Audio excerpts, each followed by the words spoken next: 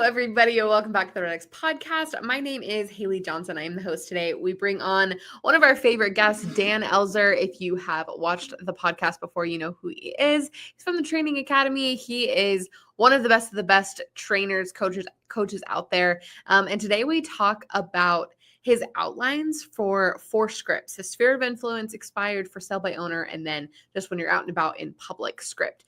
And what's great about these scripts that he gives is he gives an outline. So a lot of people will say like, oh, my scripts, they just aren't me, or they sound too scripty. And he gives an outline so that you can kind of make it your own. So that you're not just sounding too salesy or sounding too scripty or anything like that. So he shares those outlines and how to have effective conversations that lead to appointments. So without further ado, we will get into this podcast. Welcome back, Dan. Well, thank you very much, Haley. Yes, of course. We're excited to have you back. It's an honor to be back. I actually have to tell you, I'm a huge fan of you guys. I've had people come up to me and go, do you have a podcast? Do you have a podcast? And I always go, no. And they go, you should have one. And I go, yeah, but I'm on a whole bunch of them on REDX. You should go find me on REDX. So I send people to go listen to me on REDX. Just search REDX Dan Elzer and you got a lot of good content there. I love that.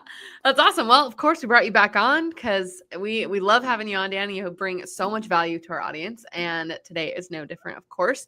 But for those that maybe aren't familiar with the podcast or tuning in for the first time, will you just give us a brief intro? Sure. I got into this business in 1987. I was young, came out of law enforcement, wanted to open an office, so I joined, got my license, had to do it a year to get my broker's license. I had some investors to open a company.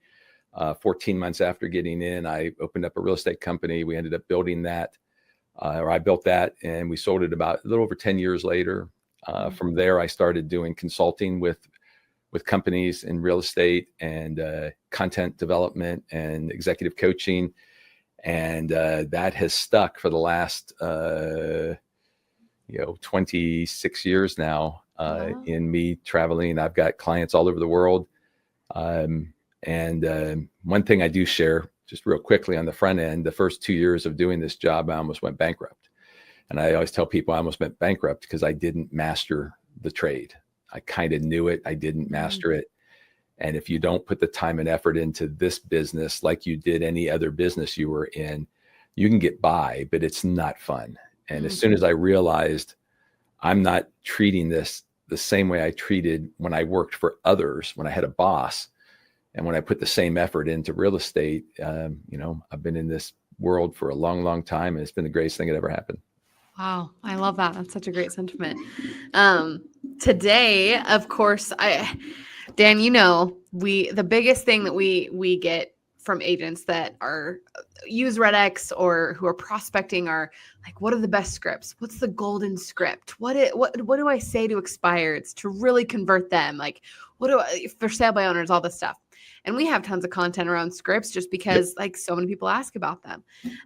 But you've been in the business for a while, and that is what we're going to talk about today is, I don't know, the golden script, but like how to craft a script or how to talk on the phone. So Dan, why don't you get us started here? Like, sure. For somebody who is prospecting and getting on the phone, like what kind of script should they be using?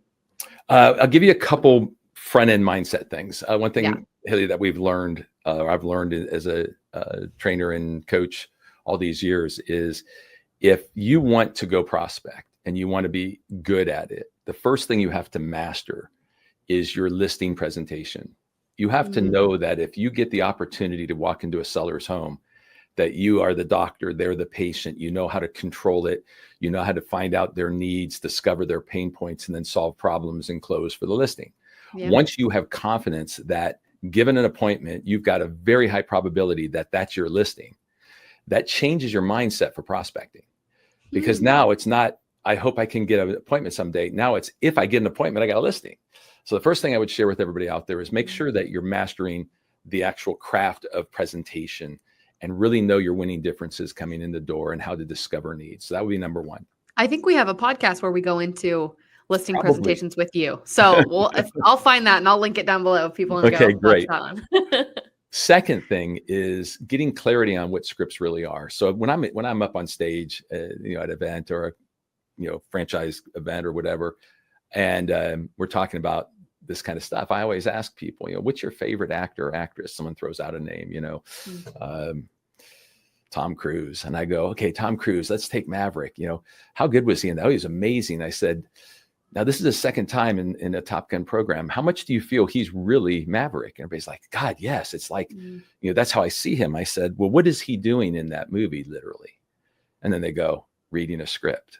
And I go, the difference between amazing people like him making $30-40 million a movie reading a script and people that don't take it seriously is the difference between a professional actor and a waitress or waiter. And they always look at me and I go, just go to Hollywood, go down Sunset Boulevard, go into a restaurant, and the person waiting on you will tell you, I'm not really a waitress, I'm an actor. No, you're a waitress, because if you really learned your scripts, you'd be an actor. But those people don't drill and master their scripts. But man, you see Glenn Close, you see Tom Cruise, you see any of these amazing actors, you believe that that's them. And all it was a book someone handed them and said, go read this. So we as professional salespeople have to get it in our mind that what we're doing is taking the concept of a script and internalizing it to where we deliver on what it is to get the result that we want. But it's got to be us. And if I'm reading it for the first time and I'm expecting greatness, I'm a waitress, I'm a waiter. But if I practice, drill, and rehearse it and I own it, now I'm making millions. So that's the first that's powerful part of the mindset I want to give. And then the third thing is I'm a big believer of, have a couple skill sets I can share as we go through. And then, when you had asked me to do this, I put down for sale by owners, expired, sphere, and just out in public, bumping into people that we can touch on if we have time for that. And I don't like to give people fully written scripts because I always get told by agents 30 plus years, Dan, I don't do scripts very well. I go, well, I'll tell you what if I give you the outline and you fill in the words? Because if you follow the outline, you're following the prescribed process by which people make decisions. Right. Then you can kind of plug in your own words. And 9 times out of 10, whenever I do that with a dedicated salesperson, they come back with what they've written down. And it's almost just like the script I would have handed them. But now they've created it. It's their words. They feel really comfortable saying those words. Yes. So that's the kind of approach I was going to take with you today in those different categories is what does that outline look like? Let's get into it. I'm excited. Awesome. Which one do you want to do first? I got FSBOs, expired, sphere, and just walking out and about. Why don't we start? Let's start with sphere. We never start with sphere. So let's do that.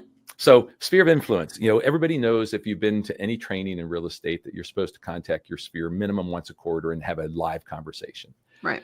And people always go, God, it's so hard. I don't know what to say. Well, I lived that life too. I didn't know what to say. Matter of fact, if I was going to call you Haley, I'm like, okay, you're next stop. And I got to call you.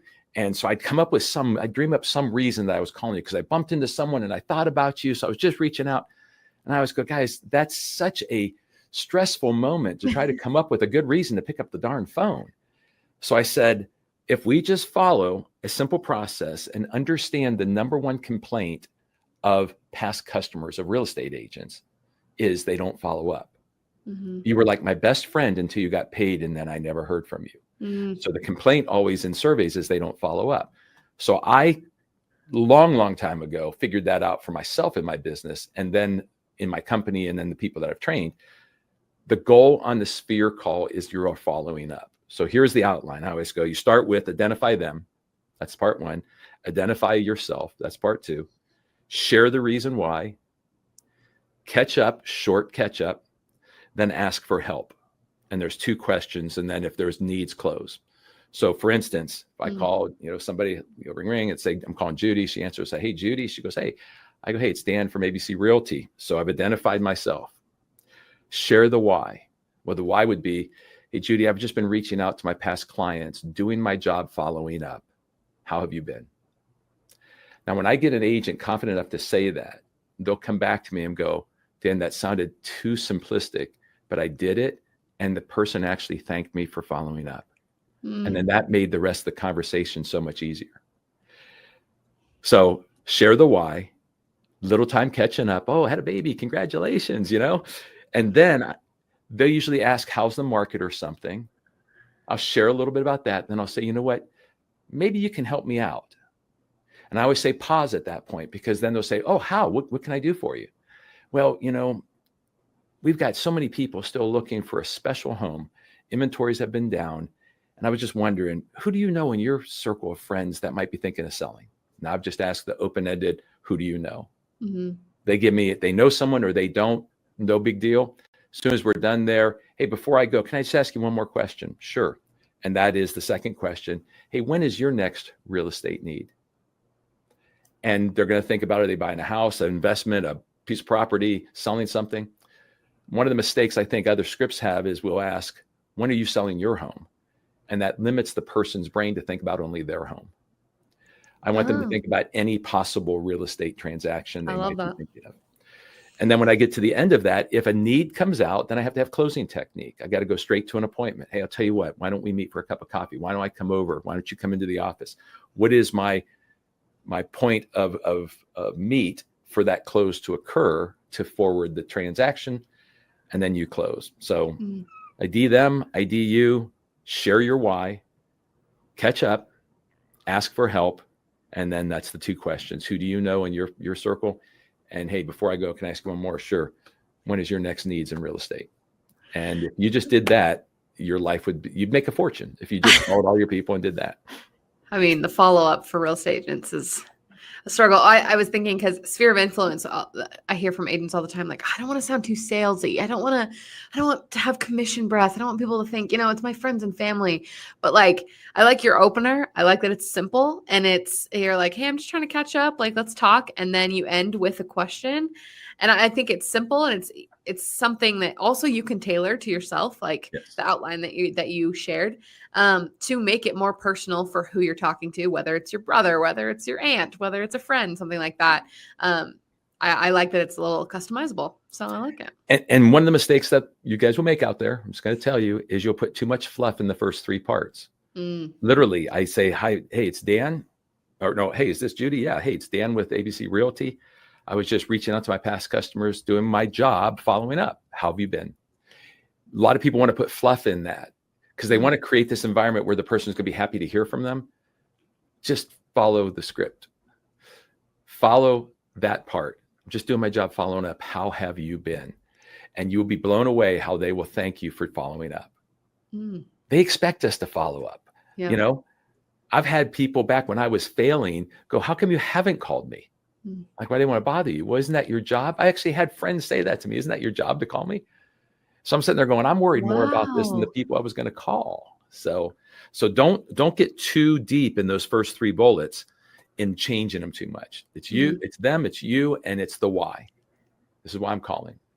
Supposed to stay in touch with people that I know and that I've worked with. So I'm just following up. How have you been? Boom.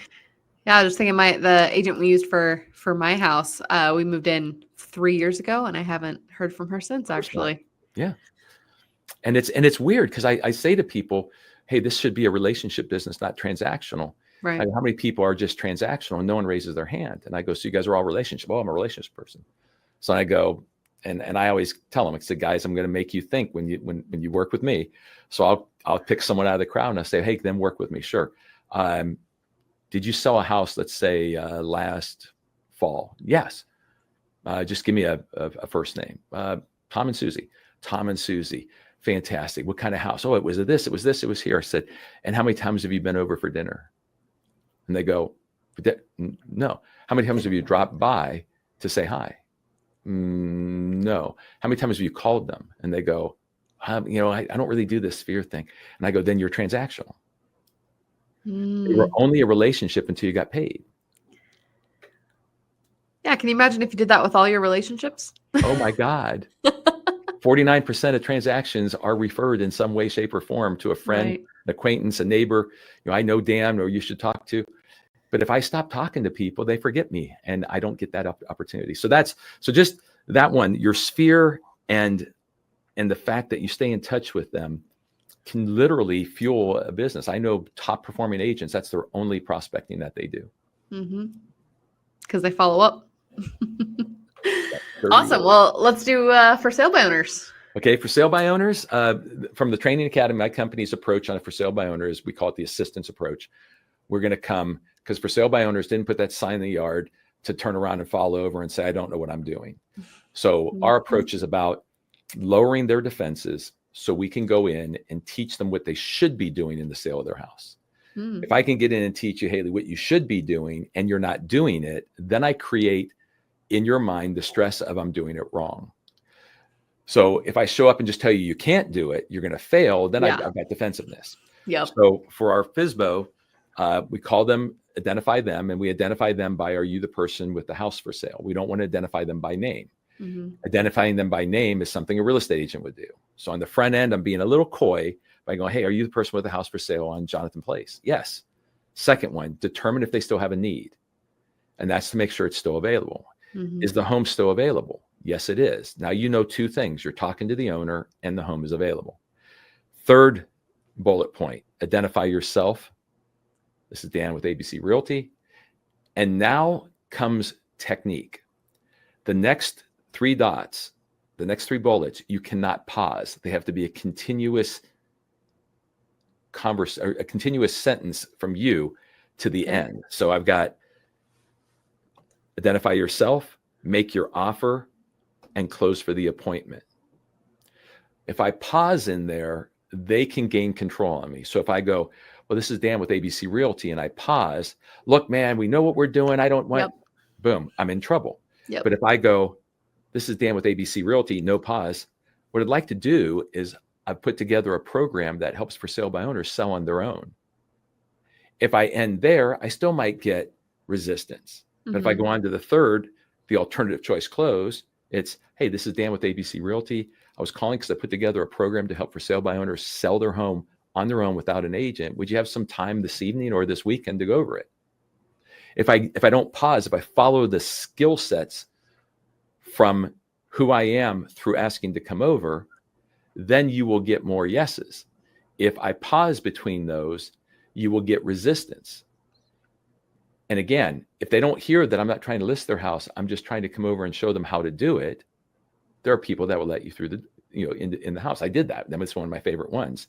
But if I stop at who I am, they think I might be like the last person that didn't do a good job at their house and attacked them and told them they'd fail or tried to scare them. And they're like, I don't want that anymore. So all real estate agents are bad. I have to get through the script. So I identify myself. I determine if there's a need. Is it still available? Excuse me, identify them, determine if there's a need, or is it still available? And then me, my offer, and the alternative choice close. Is today or good, or is the weekend better? If I can get through those three things, I will get appointments. Now, people always go, okay, then what do I do? I go, well, when you walk in the house, I'll just say what I always did. I'd get there and they would forget. And this is something I want to be legit with. When I would get there, they would forget what my offer was. So they would treat me like any other agent. They go, look, man, we're doing this ourselves. We're not listing our house. And I would smile and I'd go, of course not, because you're for sale by owner, right? And then they would look at me and go, yeah. I go, so you're selling it yourself. Am I correct? Yes. I go, good, because that's why I called you, to help you understand what you should be doing. Takes them completely off their game for me to come in and say, of course you are. And remember, I was a cop. That was my first job. The reason I got into real estate and chose that as a second career was I sold my house by owner as a cop. I did a horrible job. I got it sold. Wow. But so I would say to people when I'd walk in the door, they'd go, but we're going to succeed. I go, listen, man, I was a cop. That's what got me into real estate, was I sold my own house by owner. If a cop can sell their house by owner, of course you can. And they'd be like, oh. Now, part two of that is, once I lower your defenses, then I'm going to come at you and say this. Like on the phone, I said I was going to help you on what you should be doing. So let's begin, if it's okay with you, with, let's pretend I was a buyer that just knocked on the door. I'd like you to take me through your house and demonstrate the house to me to see how you get me interested in purchasing it. They have no idea what to do. And they kind of look at me and I go, well, how do you demonstrate the home? And then they go, well, we don't. I go, well, what do you do? Well, we just kind of stand here and they wander around. And I go, okay, I'm not trying to scare you, but whenever I have a client, I've got their driver's license. We've run their Social Security number. We know that they're buying a house. We're getting a mortgage for them. You're taking people off the street. There's two good reasons to not let them wander. One, you're not sure of their true intentions. But Right. two, if you're not there to demonstrate the house, they'll miss important features. So I want you to demonstrate.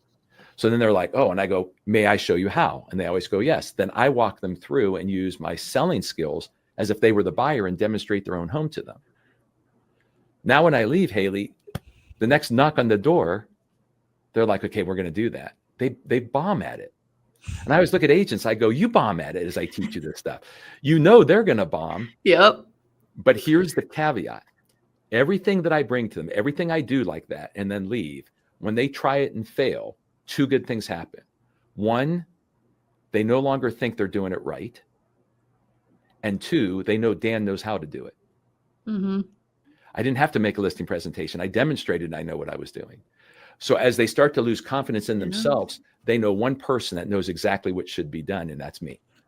So that's the call and the approach when we get into a FSBO. Yeah, I love that. It's so it brings value. It's not so like, hey, I'm better than you, and like it's knowing the mind of a FSBO and understanding what they want, and then like through value showing them that they need you. And I love that. I haven't heard that like that kind of method before, and so that's awesome. I love it. Yeah, and my quote whenever I'm training this, we've got our SWAT program. I'll give you the website. People can go check me out when we're done. But yeah. In my program, I always go, guys, our goal with for sale by owners is to take them from blissfully ignorant to consciously incompetent. Oh, I love that. Because when they put the sign in the yard, they're like, I know what I'm doing. They are so ignorant, not dumb, ignorant. I just come in and, another one I'll do is after we tour the house, I'll sit down, I'll look you right in the eye, Haley, and say, okay, I want to buy it. What's next? And they'll look at me, they go, what do you mean? I go, well, what's next? And they go, well, then there'd be an offer. I go, okay, let's do the offer. And they go, well, I don't have the offer. And I go, what do you mean? They go, well, you would make the offer. I go, I'm a for sale by owner buyer. I have no idea what I'm doing. And they're like, well, I go, so you're going to let me leave, try to figure out how to make an offer when I was interested in your house?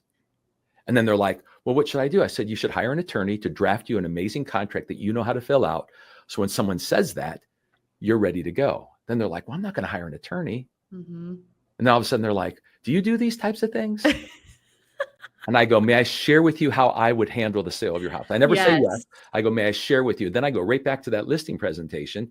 I make the presentation and they hire me. Mm-hmm. But if I don't have 4 or 5 things that I can come back in one at a time, we don't do them all once. Each time I come back into the house, they allow me in because I'm an educator. I'm not trying to steal their listing. But after 2 or 3 times, they realize they don't know what they're doing. They start asking me the questions. And then I go, can I share with you how I do it? Make the presentation and the listing's mine. It's showing, not telling. It's like, it's helping them understand, that they don't know what they're doing, and it's not telling them. It's just, they come to that conclusion themselves. Yep. There you go. I love it. Awesome. Okay. You want to do expireds? Expireds. Yes. Now this is my favorite. Whenever I finally got good at this after failing, expireds became my most favorite. And I've created an approach to expireds that I find is incredibly effective if you'll learn it. And so the outline for the expired is a little different than the for sale by owner one. I start with identifying them, but I do it by name. Hello, Haley. Yes. Identify me. This is Dan with ABC Realty. Then again, I have to make sure you still have a need. I see the house has expired or withdrawn, but I got to make sure you still need to sell it.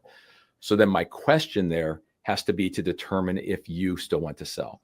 So I say this is mine. I go, I noticed your home has been removed from the market. Do you still want to get it sold? And I shut up. Now, I'm not allowed, there's rules, I call them rules of the game that we have at the Training Academy. I'm not allowed to move on till you actually answer the question. So if you change the subject and say, look, I'm not listing, I come back and say, well, that wasn't my question. Did you still want to get it sold? And when they say yes, then I'll continue with the bullets of the script. If they say no, I ask, have circumstances changed? Because it was just on the market. Right. No, we don't want to sell anymore. Have circumstances changed? They always say no to me. And I go, well, then you do want to sell it. And they go, well, yes, but, and then they give me why they're scared, but they said the word yes. Once I get yes, I know they have a need. So identify them, identify myself, and I notice your home's been removed from the market. Did you still want to sell it? Then I make my offer. And where my offer is different, I don't try to tell them I know how to get their house sold. I tell them I have a survey, an analysis, a something, whatever you want to call it, to determine why the home didn't sell this last time. Yeah. I'd love to come in, go through it, and then share the results with you. And then they'll say, well, look, we're not going to relist.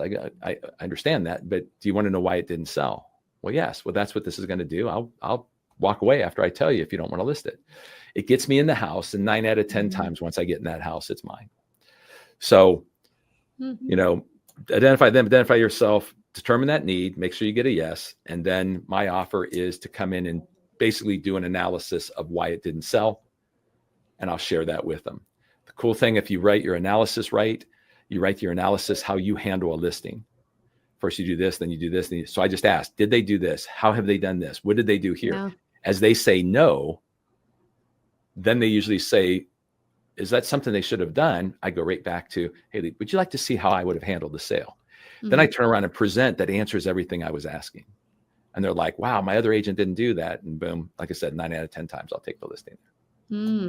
Yeah, it shows that, like what you said at the beginning, is once you nail the listing appointment, it shows, the confidence on the phone and just closing for the appointment, not giving them too much information, like just making sure that you get into the house, and then if you're killing it on the appointment, then you're good to go, right?